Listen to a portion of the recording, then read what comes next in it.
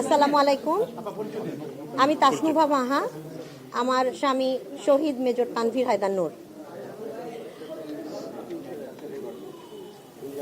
25 ফেব্রুয়ারি পিলখানা হত্যাকাণ্ডে আমার স্বামীর লাশ পাওয়া যায়নি। 25-26 ফেব্রুয়ারির পিলখানা হত্যাকাণ্ডে আমার স্বামীর লাশ পাওয়া যায়নি। এরপর আমার স্বামীর হত্যাকাণ্ডের পরে আমাকে 4 বার ডিএনএ টেস্ট করানোর ব্যবস্থা করে দেওয়া হয় আমার সন্তানদের সাথে এবং আমার সন্তানের দাদার সাথে। করার পর থেকে এই পর্যন্ত তার 4 বার ডিএনএ টেস্ট হয়, কিন্তু আমাকে 10 মাস পরে একজনের লাশ দেওয়া হয়। সেই লাশটা 47 বছর বয়সী ছিল এবং 5 ফিট 5 ইঞ্চি হাইটের ছিল। যেখানে আমার হাজব্যান্ড 25 ফেব্রুয়ারি 2009 সালে তার বয়স ছিল 28 বছর 5 মাস 25 দিন এবং তার হাইট ছিল 5 ফিট 10 ইঞ্চি, 5 ফিট 11.5 ইঞ্চি।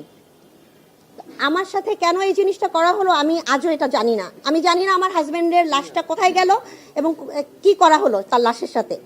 আমাকে একটা মিথ্যা কবর দেওয়া হয়েছে, আর আমি যতবারই এটার জন্য প্রতিক্রিয়া জানিয়েছি আমাকে বলা হয়েছে আমার হাজব্যান্ডকে দেশদ্রোহী করা হবে।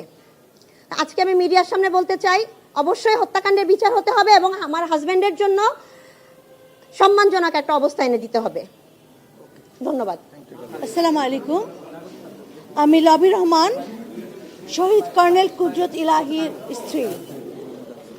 16 বছর পর এই মুহূর্তে মনে হচ্ছে যে আমরা একটা আস্থার জায়গা খুঁজে পেয়েছি। আমার বিশ্বাস এরপর আর আমাদেরকে এভাবে করে মিডিয়া ডেকে আমাদের অভিযোগগুলো বলতে হবে না। আশা করি যতটুকু অভিযোগ করার আগে আপনারা জেনেছেন, এখনকার আমরা যতটুকু বিচার পাওয়ার জন্য করার আমরা ঠিক ততটুকুনি করেছি এবং আমরা বিশ্বাস করি যে আমরা এটা বিচার পাবো এবং সেই ষড়যন্ত্রকারীদেরকে সবাই দেখতে পাবেন, আমরা দেখতে পাবো, সবার সম্মুখে তাদেরকে নিয়ে আসা হোক, সেটাই আমাদের সবার প্রত্যাশা।